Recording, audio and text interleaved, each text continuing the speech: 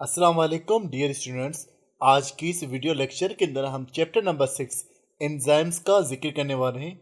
याद रखिएगा, Punjab text book के अलावा ये वीडियो सिंध टेक्स्ट बुक के स्टूडेंट्स के लिए भी काफ़ी ज़्यादा कारआमद साबित हो सकती है, क्योंकि इसके अंदर काफ़ी ज़्यादा डिटेल के अंदर जो है कॉन्सेप्ट को सही तरह से जो है प्रॉपर वे में समझाया गया है। तो आइए इस वीडियो लेक्चर को शुरू करते हैं। सबसे पहले अगर हम एंजाइम के बारे में बात करें कि एंजाइम की जो टर्म है, एंजाइम का जो लफ्ज़ है, वो सबसे पहले किस साइंसदान ने बताया था, तो हमारे पास यहाँ एक नाम लिखा हुआ है।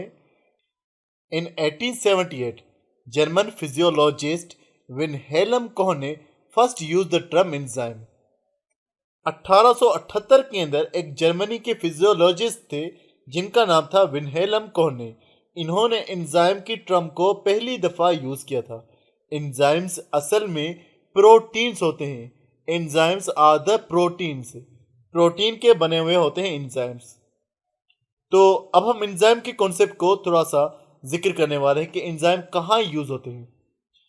तो हमारे पास एक टर्म होती है जिसे मेटाबॉलिज्म कहा जाता है। मेटाबॉलिज्म असल में रिएक्शन से, metabolism is the set of biochemical reactions that occurs in the living organism in order to maintain life.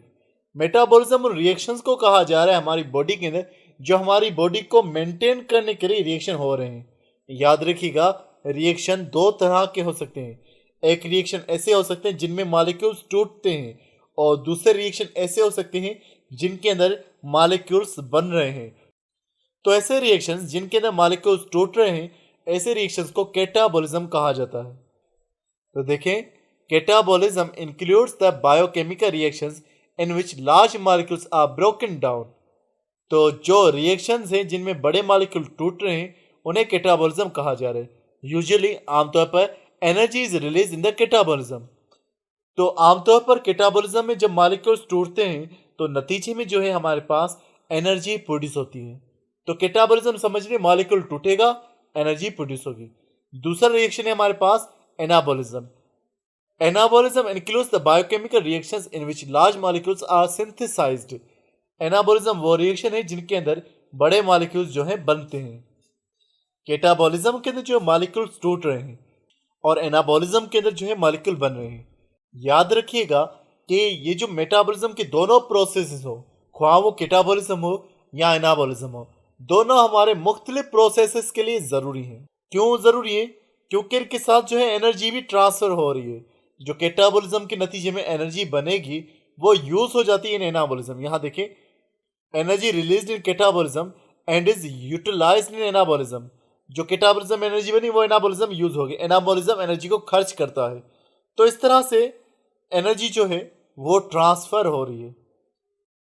तो अब याद रखिएगा कि कैटाबॉलिज्म है या एनाबॉलिज्म है, इन रिएक्शंस को कराने के लिए कुछ और केमिकल्स दरकार होते हैं। उन केमिकल्स की मौजूदगी में ये रिएक्शन होते हैं, और वो जो केमिकल्स हैं वो उन रिएक्शन को स्पीड अप कर देते हैं। तो ऐसे केमिकल्स को एंजाइम्स कहा जाता है। Enzymes are the crucial to metabolism because they act as biocatalyst and speed up and regulate the metabolic pathways. तो जो मेटाबॉलिक रिएक्शंस हैं उनको रेगुलेट कर रहे हैं एंजाइम्स, और उनको जो है स्पीड अप कर रहे हैं। अगर एंजाइम्स मौजूद नहीं हो तो कुछ ऐसे रिएक्शन है जो बिल्कुल ही नहीं होंगे, यानी कि वो फुल्ली डिपेंडेंट है एंजाइम्स के ऊपर। तो एंजाइम्स होंगे तो वो रिएक्शंस होंगे। अब देखते हैं कि मेटाबॉलिज्म की टर्म कहाँ से आई है। The term metabolism is drive from a Greek word meaning change. Metabolism की जो टर्म है वो ग्रीक वर्ड से ली गई है जिसका मतलब होता है तब्दील होना।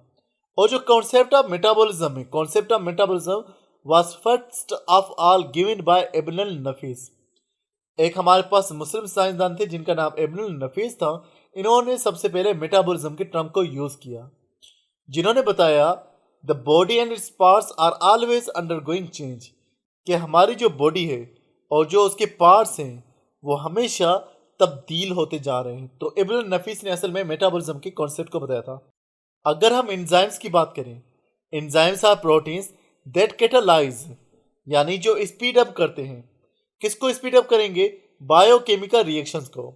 And are not change during the reaction. याद रखिएगा कि जो रिएक्शन होते हैं, रिएक्शंस के दौरान एंजाइम्स अपने आप को यूज नहीं कर देते, बल्कि वो वहां मौजूद होकर बगैर तब्दील होकर, बगैर रिएक्शन में शामिल होकर के, बगैर रिएक्शन का पार्ट बनते हुए वो रिएक्शन को कैरी आउट करते हैं। और जैसे रिएक्शन मुकम्मल हो जाएगा, एंजाइम्स फिर खुद हाफिज कह करके चले जाते हैं। तो एंजाइम्स अपने आप को मॉलिक्यूल के साथ जोड़ नहीं देते, वो खर्च नहीं हो जाते। The molecules at which enzymes act are called substrate. जो मॉलिक्यूल जिसके साथ एंजाइम रिएक्शन करने वाला है, जिसके रिएक्शन को तेज करेगा एंजाइम, उस मॉलिक्यूल को सबस्ट्रेट कहा जाता है। फिर वो मॉलिक्यूल जब तब्दील हो जाएगा तो उसे जो है प्रोडक्ट कहा जाएगा। याद रखिए, दो सबस्ट्रेट हो सकते हैं, वो मिलकर तीसरा प्रोडक्ट बना दे, तो इस तरह से सबस्ट्रेट प्रोडक्ट बनाएंगे, लेकिन उस पर जो अमल करेगा वो एंजाइम करेगा। अब हम बात करते हैं कि एक्टिवेशन एनर्जी क्या होती है। तो एक्टिवेशन एनर्जी को डिफाइन करते हैं a minimum energy required to start a reaction. एक बिल्कुल कम अमाउंट की एनर्जी जो रिएक्शन को स्टार्ट करने के लिए ज़रूरी होती है, उससे एक्टिवेशन एनर्जी कहा जाता है। अब एंजाइम किस तरह से काम करते हैं? Enzyme lower the activation energy. Enzyme जो है एक्टिवेशन एनर्जी को जो है वो लोअर कर देते हैं। अब एंजाइम एक्टिवेशन एनर्जी को लोअर क्यों कर रहा है? बात समझिएगा, कॉन्सेप्ट को थोड़ा सा समझने की कोशिश करेगा कि एंजाइम उस एनर्जी को कम कर रहा है जो रिएक्शन को स्टार्ट करने के लिए ज़रूरी है। याद रखिएगा, रिएक्शन को स्टार्ट करने के लिए किसी धक्के की ज़रूरत नहीं है। एक्टिवेशन एनर्जी एक धक्के के तौर पर काम कर रही है। अगर एक्टिवेशन एनर्जी ज़्यादा होगी, यानी एंजाइम जो है एक बड़े धक्के का सहारा ले रहा है, फिर जाकर रिएक्शन स्टार्ट हो रहा है। समझने की कोशिश करें कि समझ ले एक बहुत बड़ा एक पत्थर है, तो बड़ा सा पत्थर है तो उसको मूव करने के लिए एनर्जी भी बहुत ज़्यादा चाहिए। समझिए, जितनी ज़्यादा एक्टिवेशन एनर्जी मौजूद है, जितना बड़ा समझ लो पत्थर है, उसको मूव करने के लिए इतना ज़्यादा एनर्जी चाहिए, यानी रिएक्शन उतना ज़्यादा स्लो होगा। एंजाइम क्या करेगा? उस एक्टिवेशन एनर्जी को कम कर देगा। जब एक्टिवेशन एनर्जी कम होगी, समझ लो वो पत्थर टूट गया, तो रिएक्शन जो है बिल्कुल ही फ्लैट, बिल्कुल ही सीधा सा, बिल्कुल ही आसानी से होगा। तो एक्टिवेशन एनर्जी एक बैरियर के तौर पर है जो रिएक्शन को स्लो कर देती है। एंजाइम क्या करेंगे? उसे डिक्रीज करेंगे उस एनर्जी ऑफ एक्टिवेशन को, ताकि जो रिएक्शन है वो तेज हो सके। Enzyme lower the activation energy in several ways. काफ़ी सारे तरीकों से एंजाइम जो एनर्जी ऑफ एक्टिवेशन को डिक्रीज कर देते हैं। दे में alter the shape of substrate. वो सबस्ट्रेट की शेप को भी चेंज कर सकते हैं। And reduce the requirement of energy for the change. यहाँ पर एनर्जी ऑफ एक्टिवेशन को वो कम भी कर सकते हैं। अब यहाँ हमारे पास एक चार्ट मौजूद है। इस चार्ट के अंदर आप दो लाइनें देख रहे हैं। एक जो है हमारे पास वो पिंक लाइन है, और दूसरी हमारे पास जो है वो हमारे पास ब्लू लाइन है। तो यहाँ देखिए, जितनी ज़्यादा ये पिंक लाइन मौजूद है, तो उसका मतलब है कि रिएक्शन जो है उतना ही ज़्यादा स्लो होगा, उतना ही ज़्यादा टाइम डिमांडिंग होगा। लेकिन जैसे हमने एंजाइम को इंट्रोड्यूस किया, तो रिएक्शन जो है उसके साथ ये बैरियर जो है वो ख़त्म हो गया, और जो रिएक्शन है वो ज़्यादा स्पीड के साथ जो है वो कैरी आउट हो गया। तो ये हमारे पास था role of enzyme in reaction. अब याद रखिएगा कि enzymes can be categorise on the basis of site where they work. Enzyme जहाँ पर काम करते हैं उस हिसाब से हम एंजाइम को कैटेगराइज कर सकते हैं। एक को हम इंट्रासेल्युलर कहेंगे और दूसरे को कहेंगे एक्स्ट्रा सेल्युलर। इंट्रासेल्युलर कौन से हैं? इंट्रासेल्युलर एंजाइम जो हैं जिस सेल के अंदर बने हैं वहाँ पर ही रिएक्शन करेंगे, तो ऐसे एंजाइम को इंट्रासेल्युलर कहा जाएगा। यानी जैसे कहें enzyme of glycolysis working in the cytoplasm. Cytoplasm के अंदर एंजाइम मौजूद है जो ग्लूकोज को ब्रेक डाउन कर रहे हैं, यानी उसी सेल के एंजाइम उसी सेल में काम कर रहे हैं, तो वो इंट्रासेल्युलर। दूसरे हो गए एक्स्ट्रा सेल्युलर, जो सेल के बाहर काम करेंगे। जैसे समझ लें pepsin enzyme working in the stomach cavity. Pepsin enzyme जो है स्टमक के सेल्स में बना, लेकिन वो काम कर रहा है इन द स्टमक कैविटी, यानी सेल से निकल करके बाहर काम कर रहा है। तो ऐसे एंजाइम्स को जो है एक्स्ट्रा सेल्युलर कहा जाता है।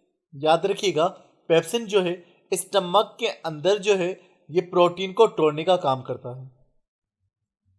अब यहाँ पर जो है दो स्टेटमेंट्स लिखी हुई हैं। पहले स्टेटमेंट के मुताबिक ऑल एंजाइम्स आर कैटलिस्ट, और दूसरे स्टेटमेंट के मुताबिक all catalyst are enzyme. Which one is correct? कौन सी इन दोनों में से करेक्ट है कि क्या सारे एंजाइम कैटलिस्ट होते हैं, और दूसरी लिखी हुई है कि सारे कैटलिस्ट एंजाइम होते हैं, तो उनमें से कौन सी दुरुस्त है? याद रखिएगा कि पहली स्टेटमेंट करेक्ट है, क्योंकि सारे एंजाइम जो हैं वो कैटलिस्ट के तौर पर काम कर रहे हैं। बाकी कैटलिस्ट जो है कुछ और मॉलिक्यूल भी हो सकते हैं प्रोटीन के अलावा, जैसे निकल हो गया या हमारे पास लीड हो गया, कुछ और मॉलिक्यूल्स भी कैटलिस्ट के तौर पर काम कर सकते हैं। तो सारे कैटलिस्ट एंजाइम नहीं होते। याद रखिएगा, सारे जो एंजाइम्स होते हैं वो प्रोटीन के बने हुए नहीं होते। All biochemical enzymes are not proteins. मिसाल के तौर पर कुछ जो है आरएनए मॉलिक्यूल जो है कुछ एंजाइम्स के अंदर मौजूद होता है, तो वो एंजाइम्स जिनमें आरएनए मॉलिक्यूल मौजूद होता है उन्हें राइबोजाइम कहा जाता है। उन्हें अलग नाम दिया गया है, एंजाइम्स के मुकाबले में उन्हें राइबोजाइम जो है कहा जा रहा है। तो स्टूडेंट्स, आज की वीडियो बस इतना था। मजीद वीडियोस के लिए चैनल को सब्सक्राइब करना मत भूलिएगा। मिलते हैं नेक्स्ट वीडियो में, तब तक अपना बहुत सारा ख्याल रखिएगा। खुदा हाफिज।